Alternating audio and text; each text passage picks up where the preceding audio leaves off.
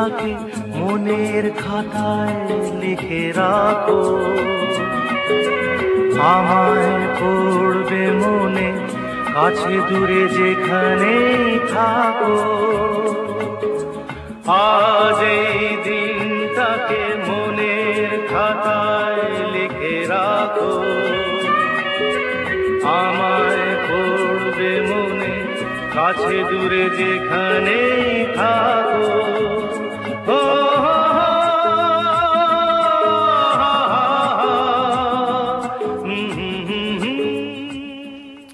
শুভ সকাল দর্শক, নিশ্চয়ই অনেক ভালো আছেন, আমরাও ভালো আছি। আজকে একটা বিশেষ দিন এবং সেই দিনটি হচ্ছে আজকে কিশোর কুমারের জন্মদিন। অমর শিল্পী কিশোর কুমারকে আমরা মনে গেঁথে রেখেছি এবং ভারতীয় চলচ্চিত্রে তার অবদানের কথা সবাই জানে। তো আজকে তার প্রতি অনেক অনেক শ্রদ্ধা এবং ভালোবাসা নিয়ে আমরা সকালের বাংলাদেশ শুরু করছি। ভারতীয় চলচ্চিত্রে সর্বাধিক সফল এবং সর্বশ্রেষ্ঠ প্লেব্যাক গায়ক হিসাবে বিবেচিত কিশোর কুমারের জন্মদিন যেহেতু আজকে, তাই আমরা শুরুতেই গানটা আপনাদেরকে শোনালাম। 1929 সালের এই দিনে মধ্যপ্রদেশের খান্দোয়ায় জন্ম নেন কিশোর কুমার। পুরো নাম ছিল আভাস কুমার কাঞ্জিলাল গঙ্গোপাধ্যায়। 3 ভাই ও 1 বোনের মধ্যে তিনি সবার ছোট। একাধারে তিনি ছিলেন গায়ক, অভিনেতা, প্রযোজক, পরিচালক, চিত্রনাট্যকার ও গীতিকার। তো কিশোর কুমারের কথা বললেই নয়, তিনি এত অবদান রেখে গেছেন, সেটা চলচ্চিত্র আপনারা বলতে পারেন এবং ব্যক্তিগত জীবনেও। তো তাকে আমরা সবসময়, যারা নতুনই সঙ্গীত শিল্পী হতে চান, কিশোর কুমার তাদের কাছে একটা মাইল ফলক। এবং তার গানের সেই সুরগুলো, তিনি যেভাবে বাংলা সঙ্গীতে তার সুরগুলো দিয়েছেন, ঠিক সেই একইভাবে হিন্দি গানেও তার অবদান কিন্তু বিশাল বিশাল। তো আজকের দিনটাকে কিশোর কুমারের জন্য নাহলে একটু ডেডিকেট করে দিলাম। একদমই তাই। আর বলছি, সকালে বাংলাদেশ তো শুরু হয়ে গেছে, নানা রকম অনুষঙ্গ প্রস্তুতি আছে আমাদের আপনাদের জন্য। আজমির হাসান কনক, সাথে আছে রুনিয়া। এবং আমরা এবারে জানাবো আমাদের মূল আয়োজনের একটার পর একটা যে আয়োজনগুলো থাকছে। শুধু আমাদের সকালে বাংলাদেশের আয়োজন না, সারা বাংলাদেশেও থাকে নানান রকমের আয়োজন। সকালে বাংলাদেশের শুরুতেই আমরা সেই আয়োজনগুলো আপনাদের কর্ণকুহরে পৌঁছে দিই। আজকে তার ব্যতিক্রম হচ্ছে না। ঢাকা বিশ্ববিদ্যালয়ের একটি আয়োজন দিয়ে শুরু করছে। ঢাকা বিশ্ববিদ্যালয়ের শামসুন্নাহার হলের ডিভাইডিং ক্লাব এর আয়োজনে আজ থেকে 14ই আগস্ট পর্যন্ত উইমেন্স ন্যাশনাল নামের একটি বিতর্ক অনুষ্ঠানের আয়োজন করা হয়েছে প্রতিদিন, যেখানে সকাল 10টা থেকে বিকাল 5টা পর্যন্ত ডিবেট হচ্ছে। ঢাকার আরেকটি খবর আপনাদেরকে জানাচ্ছি। ঢাকা বিশ্ববিদ্যালয়ের সায়েন্স সোসাইটির আয়োজনে আজ বিকেল 4:30টায় ডাকসু ক্যাফেটেরিয়াতে জন্মিলে মরিতে হয় কথাটি কি সত্য নয় শিরোনামে অনুষ্ঠানের আয়োজন করা হয়েছে। বিশ্ব বাঘ দিবস 2016 উপলক্ষে USAID এর আয়োজনে শিল্পী নাজিরের শিল্পকর্ম নিয়ে বাঘ যাত্রা শীর্ষক সপ্তাহব্যাপী চিত্র প্রদর্শনী শুরু হয়েছে। শিল্পকলা একাডেমির ফাইন আর্ট গ্যালারিতে সপ্তাহব্যাপী এই চিত্র প্রদর্শনী শেষ হবে 5 আগস্ট। প্রতিদিন সকাল 10টা থেকে রাত 8টা পর্যন্ত চলছে এই আয়োজনটি। তো কালকে কিন্তু এটা শেষ দিন, তো যারা এখনও ঘুরতে দেখে আসতে পারেনি তাদেরকে বলে একটু ঘুরে দেখে আসুন। ঢাকার আরেকটি খবর আছে। ঢাকা বিশ্ববিদ্যালয়ের চলচ্চিত্র সংসদের আয়োজনে চলছে 6ষ্ঠ চলচ্চিত্র নির্মাণ কর্মশালা 2016।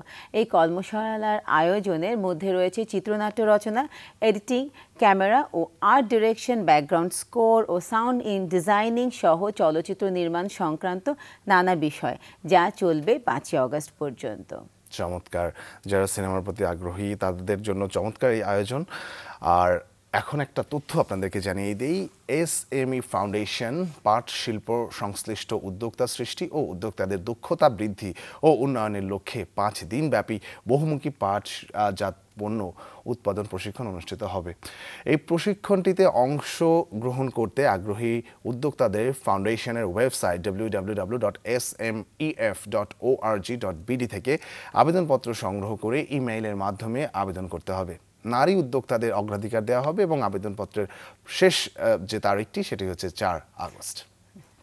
চট্টগ্রাম থেকে একটু ঘুরে আসি। জীবিকার জন্য গাছ, জীবনের জন্য গাছ, এই প্রতিপাদ্য বিষয় নিয়ে চট্টগ্রাম নগরের লাল দিঘির মাঠে চলছে 15 দিন ব্যাপী জাতীয় বৃক্ষরোপণ অভিযান ও বৃক্ষমেলা 2016। মেলায় সরকারি, বেসরকারি সহ প্রায় 50টি স্টল রয়েছে, যা চলবে 14 আগস্ট পর্যন্ত। এমন এমন আয়োজনে মুখরিত থাক সারা বছর বাংলাদেশ, এবং সারা বছরই এরকম চমৎকার আয়োজনের খবরগুলো আপনারা আমাদেরকে জানান, যেন আমরা জানতে পারি, আপনাদের এলাকার মানুষ সবাই যেন জানতে পারে আপনাদের আয়োজন সম্পর্কে। তাই আপনাদেরকে আহ্বান জানাচ্ছি, আপনারা দয়া করে আমাদেরকে বেশি বেশি করে এই আয়োজনগুলোর খবর জানান। অন্ততপক্ষে একদিন আগে সকালে বাংলাদেশের পেজে facebook.com/সকালে বাংলাদেশ কারা আয়োজনটি করছে, কয়দিন ব্যাপী আয়োজন, কি উদ্দেশ্য, সব কিছু জানাতে চাই।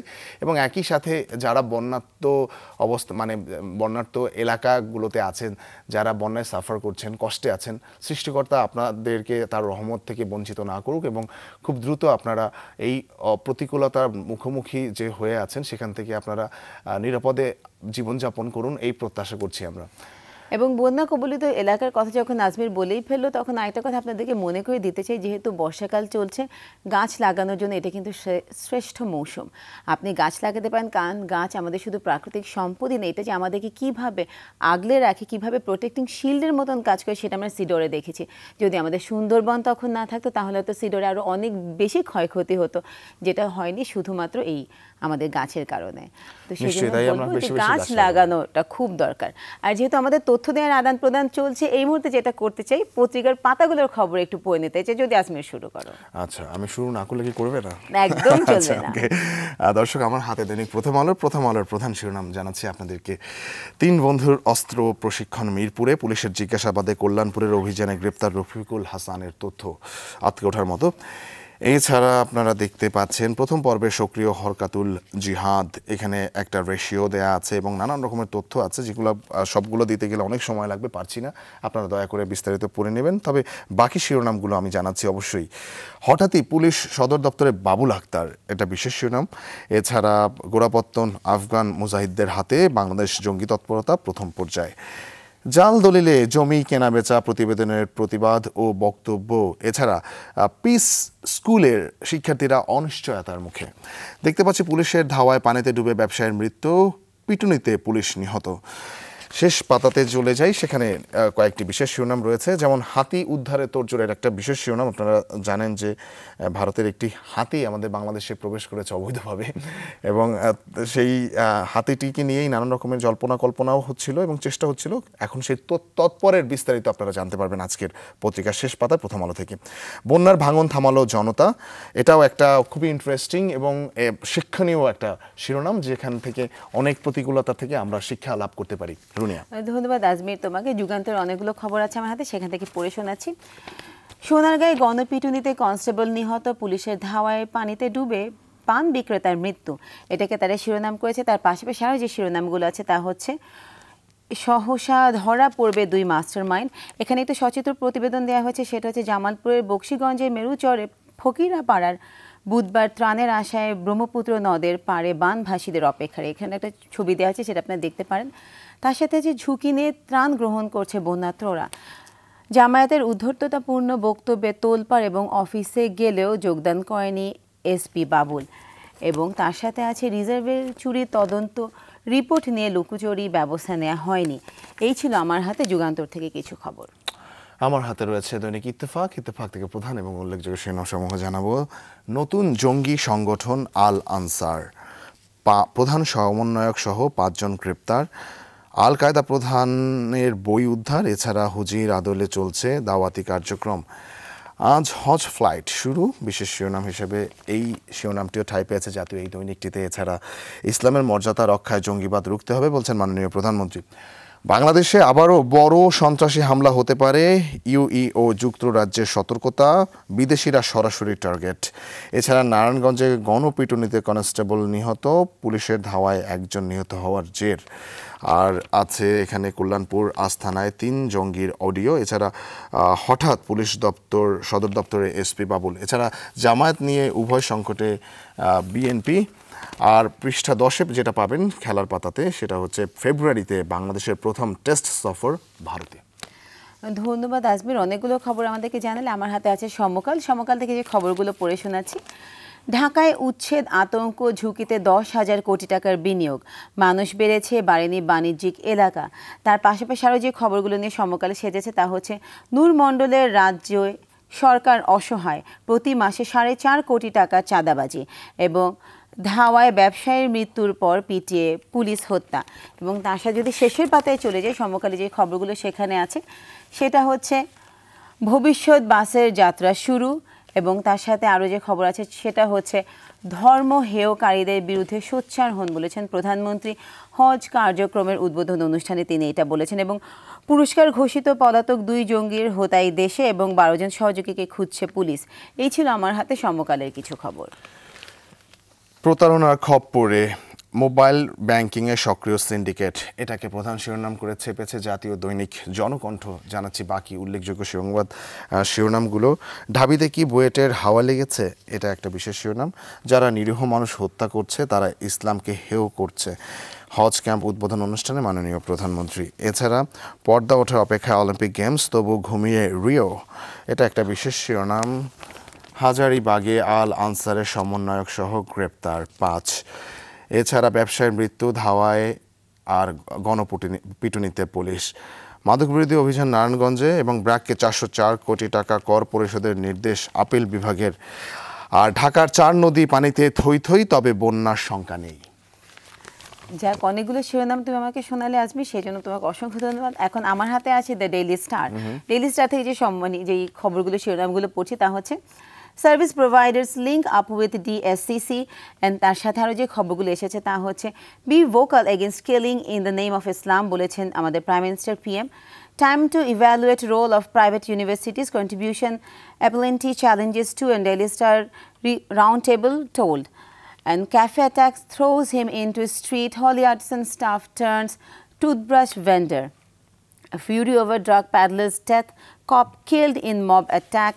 এবং যদি শেষের পাতায় চলে যাই, সেখানে যে খবরগুলো আছে তা হচ্ছে 2 months of Me Too murder, little known about motive, masterminds. এই ছিল আমার হাতে দ্য ডেইলি স্টার থেকে কিছু খবর।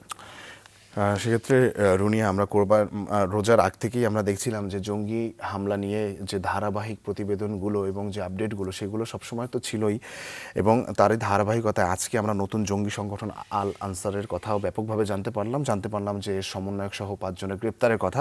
সবগুলো জাতীয় দৈনিকে এটা ছিল। এছাড়া আমাদের দেশে আরেকটা বড় ধরনের জঙ্গি হামলা হতে পারে এই ধরনের তথ্য দিয়েছে ইউই এবং যুক্তরাজ্য, সেখানেও আমাদের সতর্কতার কথা এখানে বলা হয়েছে। এবং তার পাশাপাশি কিন্তু পুলিশ আমাদেরকে বলেই যাচ্ছে, দর্শক আপনাদেরকে সেটা জানিয়ে দিই, সেটা হচ্ছে স্কুলগুলোতে বাড়তি নিরাপত্তা দেওয়াটা কিন্তু জরুরি।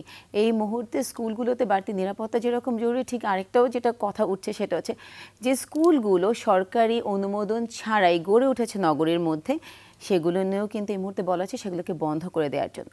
তো অনেক ধরনের টানাপোড়েনের মধ্যে দিয়ে এই মুহূর্তে দেশ যাচ্ছে, কিন্তু দিনের শেষে যেটা দেখতে চাই সেটা হচ্ছে একটা উজ্জ্বল বাংলাদেশ, একদমই যে কোনো সাম্প্রদায়িক কোন্দল মুক্ত। এবং সেই উজ্জ্বল বাংলাদেশের সাথে সাথে উজ্জ্বল সকালের বাংলাদেশও নিশ্চয়ই আপনারা দেখতে চান। আর সকালের বাংলাদেশকে উজ্জ্বল রাখতে হলে এখন একটা বিরতি নিতে হচ্ছে। বিরতির পর আরও অনেক আয়োজন নিয়ে হাসি মুখে আমরা দুজন থাকছি, সাথেই থাকুন।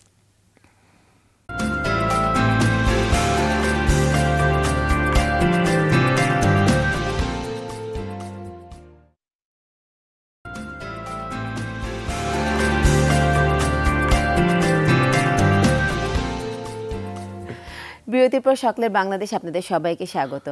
সাথে আছে আমি রুনিয়া, সাথে আছে আজমির হাসান কনকও। আর আমরা যখন অফেয়ারে ছিলাম, অর্থাৎ যখন বিজ্ঞাপন দেখছিলেন আপনারা, আমরা খুব শঙ্কিত ছিলাম বন্যা পরিস্থিতি নিয়ে। এবং আমরা জানি যে সারা বাংলাদেশের মানুষ এটা নিয়ে উৎকণ্ঠা বোধ করছে, কারণ বাংলাদেশের যে জায়গাগুলোতে এখন বন্যা পরিস্থিতি রয়েছে সেটা অনেকের জন্যই অসহনীয়। এবং কোনো জায়গায় পত্রিকাতে গত কয়েকদিন আগে দেখলাম যে 88 যে বন্যাটা হয়েছিল ঠিক তার কাছাকাছি পরিমাণেরই, এবং কোনো পত্রিকা কিন্তু তার থেকেও বেশি ভয়াবহতার কথাও তুলে ধরেছে। যাই হোক রুনিয়া, আমরা একটু কিছু বন্যার কিছু পরিস্থিতির কথা একটু জানাই। দর্শক, বন্যায় শেরপুরের সবজি এবং আউশ আমন চাষে ক্ষতির আশঙ্কা করা হচ্ছে। শুধুমাত্র সদরের 5 ইউনিয়নের 115 হেক্টর জমি কিন্তু তলিয়ে গেছে পানির নিচে, এবং অনেকেই কিন্তু অপরিপক্ক সবজি বিক্রি করে দিচ্ছেন। একই অবস্থা কিন্তু টাঙ্গাইলেও। সদর উপজেলার কামারের চর, বেতমারি চর, পক্ষীমারি, মুচারিয়া ও বলাইচর ইউনিয়নের ফসলের মাঠের অবস্থা একই রকম। বনের পানি ভাসিয়ে দিয়েছে আউশ আমনের বীজতলা। জলমগ্ন লাউ, শশা, করলা, কাঁচামরিচ সহ বিভিন্ন জাতের ক্ষেত। এমন অবস্থায় অপরিপক্ক সবজি ক্ষেত থেকে তুলে নিচ্ছেন অনেকেই এই সবজিগুলো, এবং বিক্রি করছেন একদমই কম দামে এবং গুনছেন লোকসান। একই অবস্থা টাঙ্গাইলের গোপালপুর, কালীহাতি ও সদরের বিভিন্ন এলাকায়। নিমজ্জিত রয়েছে ৩,১64 হেক্টর জমির ফসল ও বীজতলা। ক্ষতিগ্রস্ত হয়েছে ১৫০ পোলট্রি খামার, ভেসে গেছে পুকুরের মাছ। এই অবস্থায় শুকনো খাবার আর বিশুদ্ধ পানির সংকট আরও দুর্বিষহ করে তুলেছে বানভাসী মানুষের জীবন।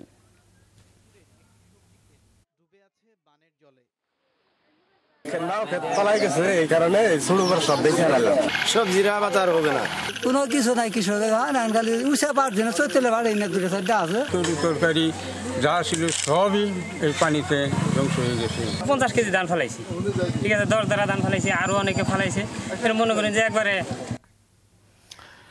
বন্যাতে যেভাবে সবজির ক্ষতি হচ্ছে, ঠিক তারপরে বন্যার পরবর্তী সময় যেটা দেখা যাবে সেটা হচ্ছে পুনর্বাসন নিয়ে তো একটা বিষয় থাকেই মাথায়, এবং তার সাথে সাথে অনেক ধরনের অসুখের কিন্তু আশঙ্কা তখন দেখা যায়। যেহেতু পানিবাহিত যতগুলো রোগ থাকে তখন কিন্তু সেটার আকার একদম প্রকোপ হয়ে দেখা দেয়। একদমই তাই। এবং একই সাথে ওই যে পানিবাহিত রোগগুলোর কারণে কিন্তু একটা পুরো জায়গাটার সব অনেকের মধ্যে এটা ছড়িয়ে পড়ে। তাই আপনারা যারা দাতা সংস্থার প্রতিনিধি যারা আমাদেরকে দেখছেন, দাতা সংস্থাগুলোর কর্মকর্তা কর্মচারীরা আমাদেরকে দেখছেন, আপনারা যেহেতু অনেক ধরনের সাহায্য করেন, নিশ্চয়ই আপনাদের এই প্রস্তুতিও রয়েছে যে বন্যা পরবর্তী পরিস্থিতি মোকাবেলার জন্য যে আপনাদের যে আন্তরিকতা সেটা নিশ্চয়ই অব্যাহত থাকবে।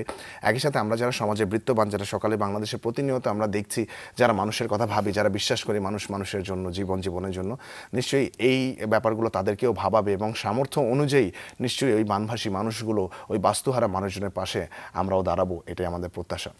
তো এরকম প্রত্যাশা রেখে আপনাদের কাছে জানতে চাই, যদি আপনারা এরকম কোনো আয়োজনের কথা ঠিক করে থাকেন সেটা কোথায় জানাতে পারেন, সেটা হচ্ছে ফেসবুকে। আমাদের ফেসবুক অ্যাড্রেস আপনাদেরকে আবার মনে করে দিচ্ছি, www.facebook.com/সকালের-বাংলাদেশ। এই বন্যার্তদের পাশে দাঁড়াবার দায়িত্ব কিন্তু আমাদের, শুধু মানুষ হিসেবেই নয়, আমাদের পরবর্তী প্রজন্মকে যদি এতটুকু শিখাতে চাই, জানাতে চাই যে কীভাবে মানুষের কল্যাণে আসতে চায়, তাহলে আমার মনে হয় ঠিক আজকেই এই কাজগুলো একবার ভেবে নেওয়া দরকার যে কী করে আমাদের পরবর্তী প্রজন্মকে আমরা জানাতে পারি এবং বুঝাতে পারি যে কিভাবে করে দুর্গত মানুষদের পাশে আমরা নিজেদের প্রাণকে নিবেদিত করতে পারি। সহমত তোমার সাথে। এবং আমরা একটু আগে দর্শক আপনাদেরকে জানাচ্ছিলাম যে যেহেতু বন্যায় উত্তর এবং যেটা মধ্য অঞ্চলের যেহেতু অনেক জায়গায় ফসলের মাঠ তলিয়ে গেছে, তার কিন্তু অনেকটা প্রভাব ইতিমধ্যে পড়েছে রাজধানীর কাঁচা বাজারগুলোতে। আমি এখন আপনাদেরকে সেটা জানাবো যে রাজধানীর বাজার দরের কি খবর।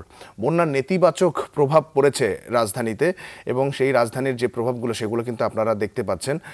এই প্রভাবগুলোরই ধারাবাহিক যে ব্যাপারগুলো সেগুলো জানাচ্ছি। রাজধানীর বাজারগুলোতে যে দৃশ্যগুলো দেখতে পাচ্ছেন সেটা হচ্ছে সরবরাহ কমছে মাছ এবং সবজির, যার কারণে দামও কিন্তু অনেকটা চড়া।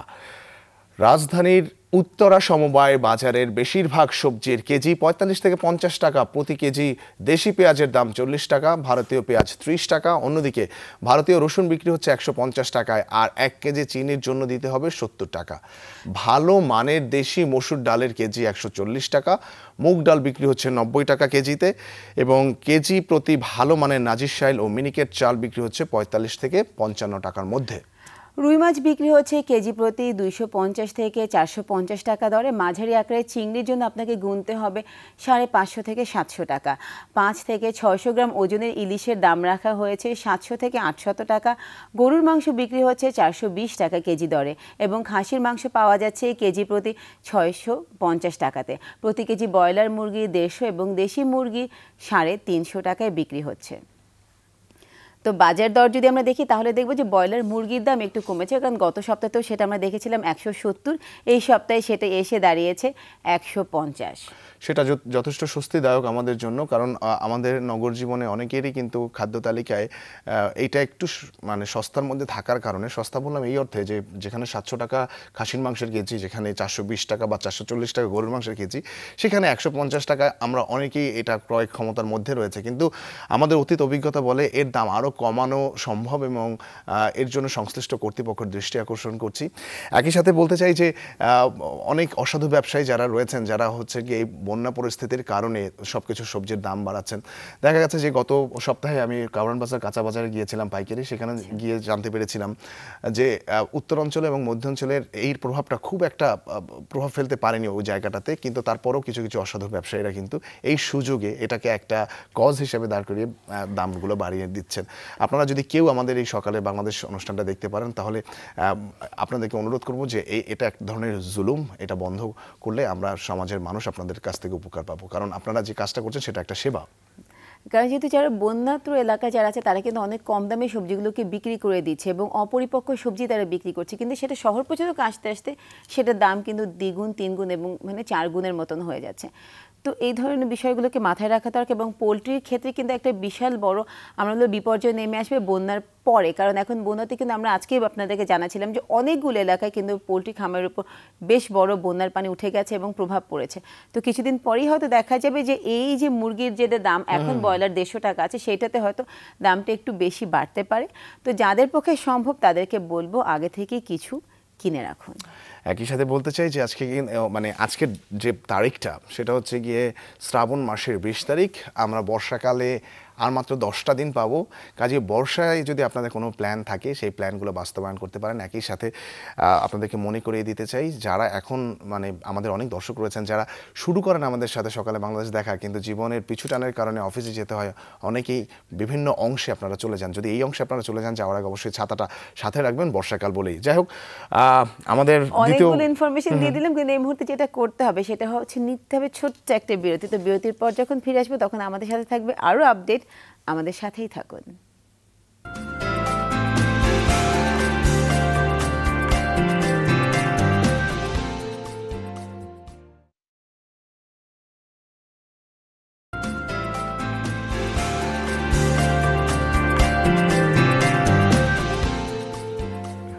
দর্শক, বিরতির পরে স্বাগত জানাচ্ছি আরও একবার আমাদের প্রতিদিনের সকালবেলার আয়োজন সকালের বাংলাদেশ আপনারা দেখছেন। যারা এখন আমাদের সাথে যুক্ত হলেন প্রত্যেককে শুভ সকাল জানাচ্ছি। একই সাথে প্রবাসী দর্শক যারা রয়েছেন প্রত্যেককে অনেক অনেক শুভেচ্ছা জানাচ্ছি। শুভেচ্ছার পাশাপাশি একটুকু অনুরোধ করতে চাই, সেটা হচ্ছে আমরা প্রতিনিয়ত কিন্তু অনেক রকমের অপচয় করি অনেকভাবে, যেটা হয়তো আমরা খেয়ালও করি না যে অপচয়টা করছি। ঠিক যেটা হচ্ছে আপনি হয়তো রুমে এখন বসে টিভি দেখছেন, কিন্তু পাশের রুমে যে বেডরুম থেকে বের হয়ে এসেছেন ফ্যানটা বন্ধ করতে ভুলে গেছেন।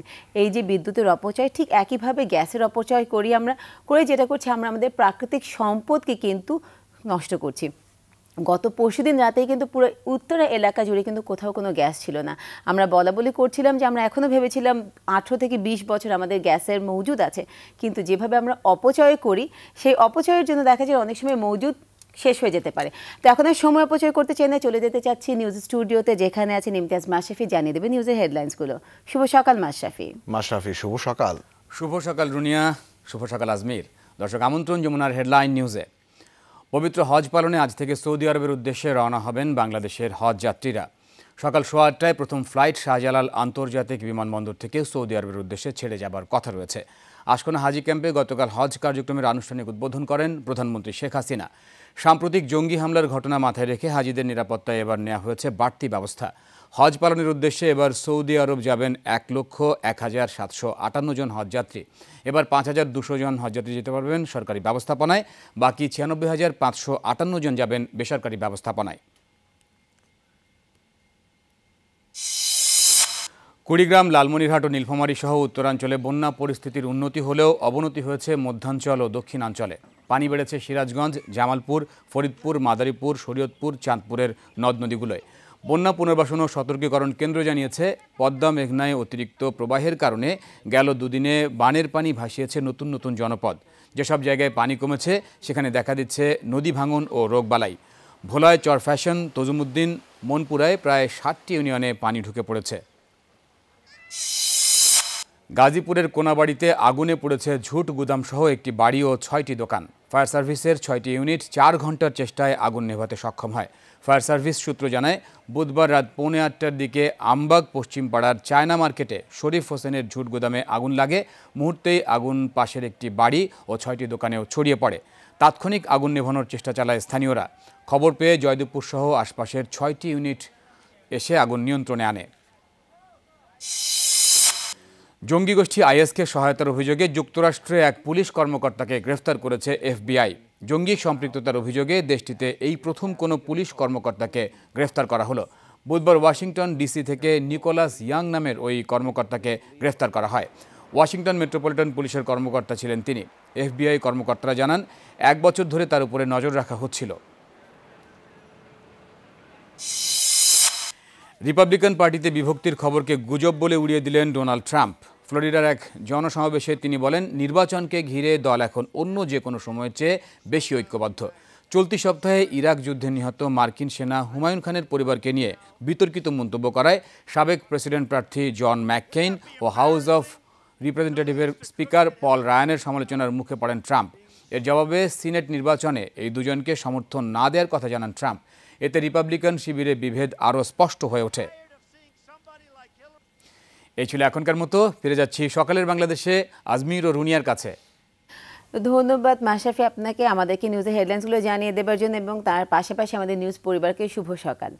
একই সাথে বলতে চাই যে নিউজের ঠিক আগেই রুনিয়া খুবই ইম্পর্টেন্ট একটা কথা আমাদেরকে বলতে শুরু করেছিল, যেটা একদম ক্যালকুলেশন করতে পারিনি, কারণ আমাদের নিউজে যাওয়ার এটা ছিল প্রায়োরিটি। যাই হোক, যেটা বলতে চাই যে যেহেতু ওই ব্যাপারগুলো আছে, অর্থাৎ পাশের রুমে হয়তো বা লাইট বা ফ্যানটা অপ্রয়োজনে চলছে, বা গ্যাসের একটা মাত্র কাঠির জন্য আপনি অনেকক্ষণ ধরে চুলাটা জ্বালিয়ে আছেন, প্রাকৃতিক সম্পদ, শক্তি সম্পদ, এগুলো যেহেতু বিনষ্ট করছি আমরা প্রতিনিয়ত, তার সংকট আমাদের সামনে খুব তাড়াতাড়ি হয়তো বা দেখা দিবে। তাই আসুন আমরা সাবধান হই এবং সকল প্রকার অপচয় থেকে আমরা দূরে থাকি। এবং এই মুহূর্তে সে অপচয় থেকে দূরে থেকে চলে যেতে যাচ্ছি সেই বন্যা কবলিত এলাকায় যে মানুষগুলো কষ্ট করছে তাদের খোঁজ খবর নেওয়ার জন্য। তো এই মুহূর্তে যুক্ত হতে চাচ্ছি BM খোরশেদের সাথে মানিকগঞ্জে। শুভ সকাল রুনিয়া আজমির, শুভ সকাল। রুনিয়া আজমির, শুভ সকাল। আমি এই মুহূর্তে দাঁড়িয়ে রয়েছে মানিকগঞ্জের পৌর এলাকার একটি বন্যা কবলিত এলাকায়। আপনি জানেন যে মানিকগঞ্জের 6টি উপজেলার এখন বন্যা কবলিত, সেইখানে প্রায় 3 লক্ষাধিক মানুষ কিন্তু এখন প্রাণীবন্দী অবস্থায় রয়েছে। এবং এই কয়েকদিন ধরেই কিন্তু পদ্মা যমুনার পানি কিছুটা কমলেও মানিকগঞ্জের যে অভ্যন্তরীণ নদীগুলো রয়েছে সেইগুলোর পানি কিন্তু বৃদ্ধি পাচ্ছে এবং সেইখানে বানভাসী মানুষের কিন্তু চরম ভোগান্তি দুর্ভোগ রয়েছে। আর আরেকটি বিষয় হচ্ছে যে এই যে মানুষের যে বানভাসী মানুষের যে দুঃখ দুর্ভোগ কষ্ট, সেইখানে কিন্তু তাদের যে ত্রাণের জন্য একটা হাহাকার আমরা দেখতে পাচ্ছি বিভিন্ন এলাকাতে। সেইখানে আমরা দেখছি যে ত্রাণের কিন্তু একটা অপর্যাপ্ততা রয়েছে। আমরা প্রশাসনের পক্ষ থেকে দেখছি যে শুধুমাত্র সরকারি এবং আওয়ামী লীগের পক্ষ থেকে কিন্তু কিছু ত্রাণ বিতরণ করা হচ্ছে, সেইটা দুর্গম এলাকাগুলোতে, কিন্তু আরো ভেতরে যে আরো যে অন্যান্য যে বন্যা কবলিত যে গ্রামগুলো রয়েছে তো সেগুলো তো সেখানে দেখা যায় যে সেখানে কিন্তু ত্রাণ সেইভাবে পড়ছে না। সেটা প্রশাসনের পক্ষ থেকে আমাদের বলা হচ্ছে যে তাদের যে চাহিদাপত্র ছিল সেই তুলনায় কিন্তু এখন পর্যন্ত মানিকগঞ্জে আপনার এখন পর্যন্ত যে সরকারি যে বরাদ্দটা রয়েছে সেটা 375 মেট্রিক টন চাল এবং 32 লাখ টাকা এখন পর্যন্ত বরাদ্দ হয়েছে এবং চাহিদা ছিল কিন্তু এরও অনেক বেশি।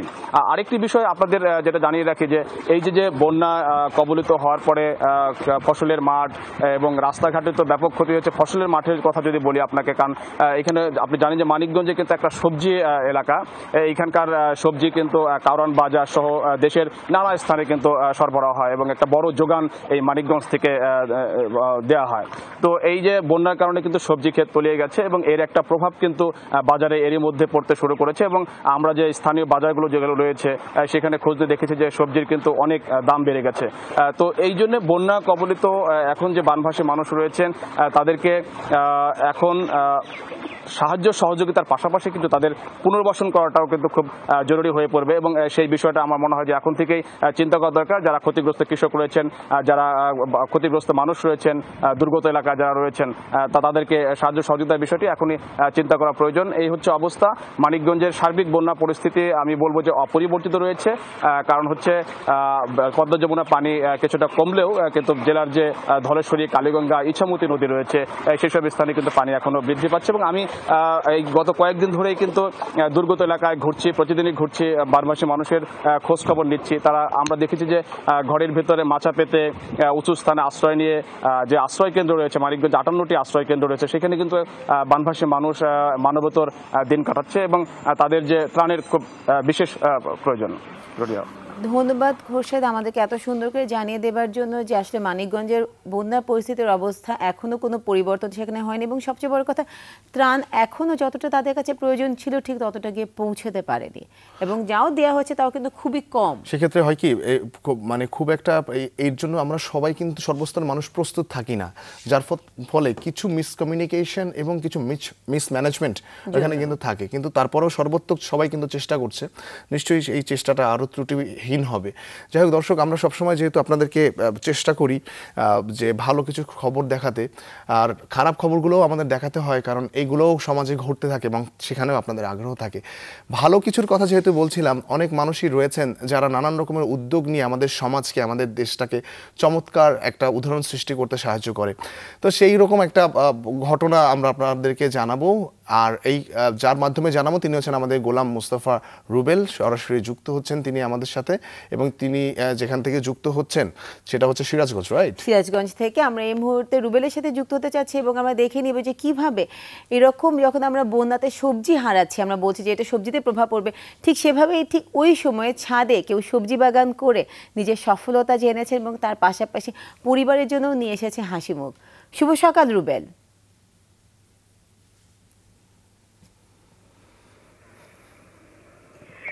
শুভ সকাল রুনিয়া এবং আজমির।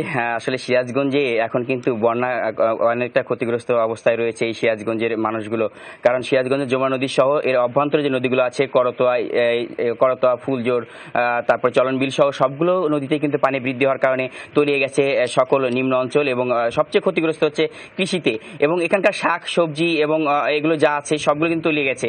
যে কারণে এই এলাকায় একজন নারী তার বাসার ছাদে সে বেশ কিছু সবজির চাষ করেছেন, সবজির পাশাপাশি কিছু ফলদ বৃক্ষের চাষ করেছেন। আমি যদি আপনার পিছনে দেখাই, যে পিছনে দেখতে পাচ্ছেন যে একটি উঁচু করে একটা জানালা করেছেন, যে জানালার সাথে তিনি মূলত এখানে সবজিগুলো চাষ করছেন, যেখানে করলা, ঝিঙ্গা, চিচিঙ্গা আছে, এবং সেই সাথে আরো বেশ কিছু সবজি এখানে আমি দেখতে পাচ্ছি। এর পাশাপাশি ইনি কিন্তু ওনার বাসার ছাদে যে ফলজ বৃক্ষগুলো রয়েছে সেই ফলজ বৃক্ষগুলো করেছে, যেমন কমলা আছে, মেওয়া ফল আছে, এরকম প্রায় 39 প্রজাতির সে গাছগুলো রয়েছে, যেটা হয়তো আপনি দেখতে পাচ্ছেন। আবার এখানে যদিও জায়গাটা অনেক সংকুলন, কারণ গাছ দিয়ে ভর্তি পুরো ছাদটি, সেখানে এর পাশেই দেখতে পারবেন যে আর একটা জানালা আছে, যে জানলায় সে চাষ করেছেন আপনার লাউ এবং চাল কুমড়া, এবং সেই সাথে রয়েছে মিষ্টি কুমড়া সেটিও কিন্তু চাষ করেছেন, এবং এগুলো কিন্তু এই ছাদেই মূলত তিনি চাষ করে থাকেন। আমি তো সেই নারীর সাথে একটু কথা বলতে চাচ্ছি যে আসলে তিনি কিভাবে এই চাষটা করেন এবং এই বন্যার সময় আসলে কতটা উপকারে তার আসে। তো এই আপনি এই যে ছাদে চাষ করেছেন, এই ছাদের চাষটা করতে আপনি কি কি মূলত করে থাকেন, কিভাবে চাষ করে থাকেন? আসলে এই সময়টা তো বর্ষায় সম্পূর্ণ নিচু এলাকা ডুবে যায়, তরি তরকারির অনেক অভাব হয়ে যায় সবজির। সেই জন্য আমি ছাদের উপরে দেখছেন আপনারা যে জানলা দিচ্ছি, সেখানে লাউ, কুমড়া, সিম, তারপরে ঝিঙ্গা, চিচিঙ্গা, ধুম্বা, এগুলো আমি সাধারণত চাষ করে থাকি। এগুলো মানে খাইতেও ভালো লাগে, আমি নিজে তুলে খাই। মানে বাজার থেকে আমি প্রায় সবজি আমি বাড়ি থেকেই খাই, মানে বাজার থেকে আমি খাই না, নিজের হাতে তৈরি করে খাই।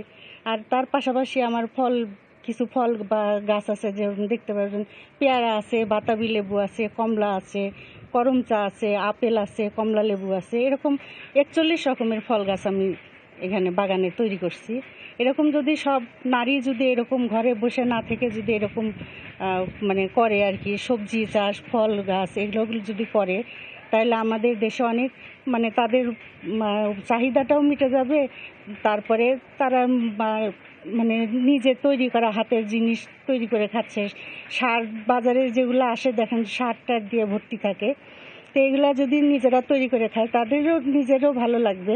তারপর আশেপাশের মানুষকে 2-4টা, এই বন্যার সময় আমি 2-1জনকে যদি একটা লাউ তুলে দেই তারও উপকার হলো।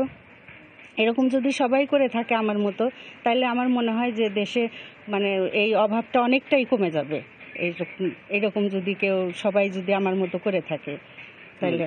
তারপরে পাশাপাশি আমার তো আছে, দেখবেন যে আমার নিচে মানে মুরগি, পোলট্রি ফার্ম আছে, গবাদি পশু আছে, এগুলাও আমি করে থাকি। দুধ আমি নিজে ঘরে থেকে খাই, মুরগিটা। ধন্যবাদ আপনাকে। আসলে আমি জানি আপনি সফল একজন নারী। আসলে ওনার মতো যদি সকলেই আমরা এগিয়ে আসি এবং এই বন্যা কবলিত মানুষের পাশে যদি অন্তত একটা সবজি নিয়ে তাদের আগায় দিই, অর্থাৎ একটা লাউ কিংবা একটা মিষ্টি লাউ কিংবা একটা চিচিঙ্গা, এগুলো নিয়ে যদি দিই, তাতে কিন্তু সেই পরিবারে অনেকটাই উপকারে আসবে। তো আমরা সকলেই এই বাসার ছাদে এই চাষগুলো করার চেষ্টা করব, এমনটাই প্রত্যাশা করছেন এই সফল নারী রুনিয়া এবং আজমির। ধন্যবাদ রুবেল, আমাদেরকে এরকম একটা উদ্ভাবনী মহিলা এবং এত পজিটিভ একটা বিষয় দেখানোর জন্য, জানানোর জন্য। এবং এই যে বন্যার থেকেও বাঁচা যায়, কারণ যারা ছোট ছোট পরিবারগুলো আছে, যদি তারা নিজেদের সবজিগুলোকে নিজেরাই ফলন করতে পারে, চাষ করতে পারে, ছাদের একটু জায়গা হতে পারে, বারান্দা একটু হতে পারে, যতটুকুই জমি আপনি পান না কেন, যদি জমি না পান তাহলে ছাদের মধ্যেও কিন্তু এই আয়োজনটা করা যায়। রুবেলকে অসংখ্য ধন্যবাদ। এবং এরকম অভিনব যদি কারো কোনো আইডিয়া থাকে আমাদের সাথে শেয়ার করতে পারেন। আমাদের সাথে শেয়ার করলে হবে কি, যদি ব্যক্তি জীবনে আমি বা রুনিয়া বা জুবাইর বা টিনা আমরা যদি ব্যর্থ হই সেই কাজটি করতে, নিশ্চয়ই আমাদের অনেক মানুষ আছে, সকালে বাংলাদেশে অনেক দর্শক রয়েছে, বাংলাদেশে অনেক নাগরিক রয়েছে যারা হয়তো বা এটি করবে, এবং তাতে করে সেই আইডিয়াগুলো যখনই আসলে বেশি বেশি মানুষের কাছে ছড়িয়ে যাবে, পৌঁছে যাবে, তখন কিন্তু বাংলাদেশ নতুন কিছু পাবে, ভালো কিছু পাবে। যাই হোক, আমাদের কিন্তু শেষ বিরতির সময় হয়ে গেছে। একদম, তো নিশ্চয়ই আমাদের শেষ বিরতিতে, বিরতির পর যখন ফিরে আসবো থাকবে ওয়েদার আপডেট রুবির সাথে। আমাদের সাথেই থাকুন।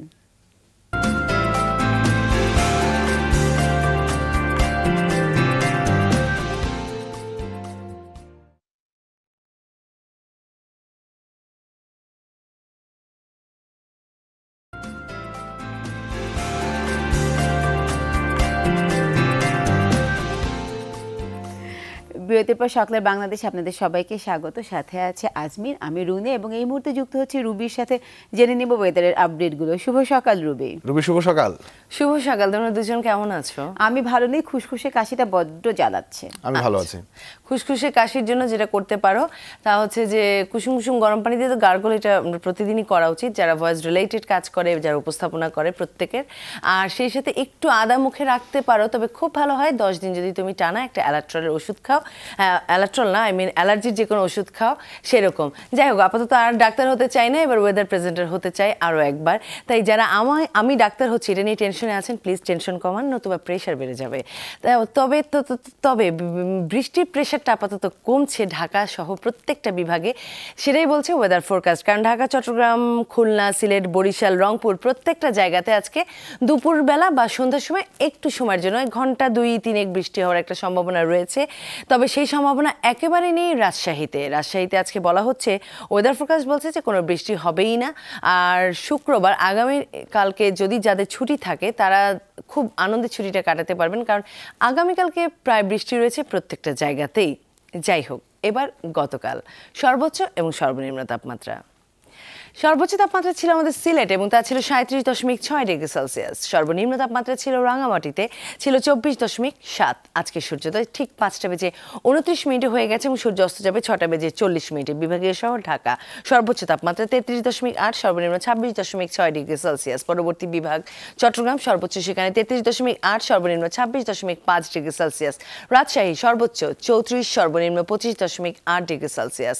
রংপুর আমার পরবর্তী বিভাগ এবং সেখানে সর্বোচ্চ 33.2, সর্বনিম্ন 25.2 ডিগ্রি সেলসিয়াস। খুলনা সর্বোচ্চ 32.5, সর্বনিম্ন 25.6 ডিগ্রি সেলসিয়াস। বরিশাল সেখানে 30.8 হচ্ছে আজকে সর্বোচ্চ, সর্বনিম্ন 25.5 ডিগ্রি সেলসিয়াস। সবশেষে সিলেটে আজকে 36.4, সর্বনিম্ন 27.6। এই ছিল হাতে থাকা ওয়েদার ডিটেলসে রুনিয়া এবং আজমির। আর যেহেতু আজকে সন্ধ্যার দিকে একটু সময়ের জন্য বৃষ্টি হবে, দিনের ভাগটা কিন্তু আমরা রোদ পাচ্ছি। গত 2-3 দিন ধরেই কিন্তু দিনে খুব রোদ উঠছিল এবং সন্ধ্যার পরে গিয়ে বৃষ্টি হচ্ছিল বিভিন্ন এলাকায়। কাজে দিনের ভাগটায় তোমাকে ছাতা হেল্প করবে রোদ থেকে বাঁচার জন্য, আর সন্ধ্যার পরে বৃষ্টি থেকে বাঁচার জন্য। আর আপাতত আমি হেল্প করতে চাই অনুষ্ঠানটা শেষ করার জন্য। ধন্যবাদ রুবি। এবং দর্শক আপনাদেরকে বলে দিতে চাচ্ছি যে যারা পুরনো কাপড়গুলোকে একটু শুকনো রোদ পোহাতে চান তাদেরকে বলবো, আজকে যেহেতু রুবি বলেছে যে রোদ থাকবে, আপনারা সেই জন্য রোদে একটু শুকাতে পারেন। এবং একই সাথে আর কিছুটা সময় আমাদের সাথে থাকতে পারেন, কারণ আর কিছুটা সময় যদি আপনি থাকেন তাহলে আমাদের 16 কলা পূর্ণ হয় এবং আমরা আপনাদেরকে উদ্দেশ্য করে যে আয়োজনগুলো রেখেছি সেগুলো পূর্ণতা পাবে। মোহাম্মদ রুবেল একটা ছবি পাঠিয়েছেন আমাদের আজকে, যে ছবিটার শিরোনাম তিনি দিয়েছেন একটু করো বাংলাদেশ। আচ্ছা, দুঃখিত, এক টুকরো বাংলাদেশ মানে একসাথে লিখেছেন, যার ফলে একটু মিসআন্ডারস্ট্যান্ডিং হলো। চট্টগ্রাম থেকে পাঠানো ছবিটি আপনাদেরকে দেখাবো।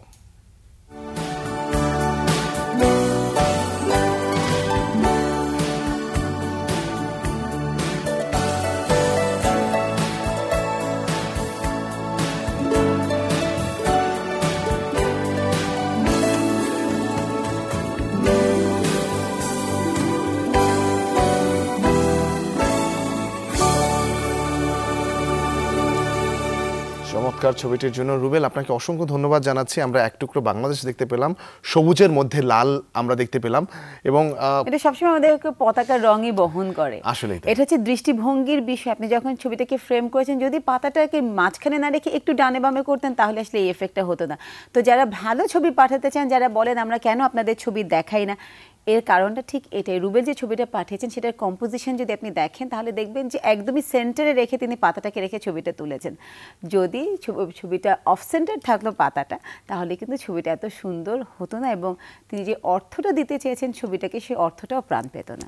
এবং ছবি বিশেষজ্ঞর মতো করে আমিও বলবো যে আপনারা এরকম করে বিশেষজ্ঞ হন বা বিশেষ অজ্ঞ হন, আপনারা সবাই আমাদেরকে ছবি পাঠাতে পারেন। এখানে ছবি পাঠাতে হলে কোনো কোয়ালিফিকেশনের দরকার হয় না। ছবিগুলো পাঠিয়ে দিবেন, একটা শিরোনাম আপনারা ঠিক করবেন, সেই শিরোনামটি এবং কোন জায়গা থেকে ছবিটি পাঠিয়েছেন এডিট না করে ল্যান্ডস্কেপ মোডে অর্থাৎ আড়াআড়িভাবে তোলা ছবিটি আমাদেরকে পাঠাবেন সকালে বাংলাদেশের ফেসবুক পেজে facebook.com/সকালে বাংলাদেশ। আমরা চেষ্টা করব প্রতিদিন একটা করে ছবি দেখাতে এবং মাস সেরা একজন ছবি বিজয়ী এই ছবিগুলো থেকে বের করে নিতে। এবং মাসের বিজয় যা পাচ্ছেন সেটা হচ্ছে আমাদের যমুনা টিভিতে এসে তার অভিজ্ঞতা শেয়ার করতে পারে সবার সাথে, এবং তার পাশাপাশি হোটেল সিগালের পক্ষ থেকে 3 দিন এবং 2 রাতের অবকাশ যাপন একজন সঙ্গী সহ। একদমই তাই বেশি বেশি করে আপনারা আমাদেরকে ছবি পাঠান। অনেকের ছবি নিয়ে অনেক ধরনের কনফিউশন থাকে এবং আমাদের পেজ নিয়েও অনেকের কনফিউশন থাকে, কারণ সকালে বাংলাদেশের আরও 2-1টা পেজ দেখা যায়। এর জন্য আমরা বলি আপনারা একটু লাইকটা খেয়াল করবেন, যেটা অরিজিনাল পেজ আমাদের সেখানে লাইক অনেক বেশি, তাই সেটা দেখেই আপনারা অরিজিনাল জায়গাগুলোতে আপনারা ছবি পাঠাবেন। যাই হোক, আমরা এবারে শেষ করব, কিন্তু শেষ করার আগে দর্শক আপনাদেরকে বলতে চাই যে যমুনার পর্দায় আজকে সারা দিন জুড়ে যে আয়োজনগুলো থাকছে, সন্ধ্যে 6:30 আপনারা দেখতে পাবেন ইনসাইড বিজনেস, রাত 8:30 দেখতে পাবেন পুরো তারকাদের খবরাখবর নিয়ে হলিউড বলিউড এবং ঢালিউডের নিত্য নতুন ঘটনা প্রবাহ নিয়ে শোবিজ টুনাইট। রাত 9:20 দেখতে পাবেন দ্য ওয়ার্ল্ড দিস উইক, এবং রাত 11টার সময় দেখতে পাবেন সমসাময়িক বিষয় নিয়ে আমাদের টক শো 24 ঘন্টা। তাছাড়া প্রতি ঘন্টায় রয়েছে নিউজের সর্বশেষ আপডেটস। এবং এই মুহূর্তে যখন আমরা বিদায় নিচ্ছি, ঠিক তারপরে 8:30 আপনারা দেখতে পাবেন সংবাদ সারা দেশ। সেটি দেখার আমন্ত্রণ জানাচ্ছি। একই সাথে পৃথিবীর সকল মানুষের, সকল প্রাণের সুস্থতা কামনা করছি। সবাই আপনারা নিরাপদে থাকুন, হাসি মুখে থাকুন, সাবধানে থাকুন। শুভ সকাল। শুভ সকাল।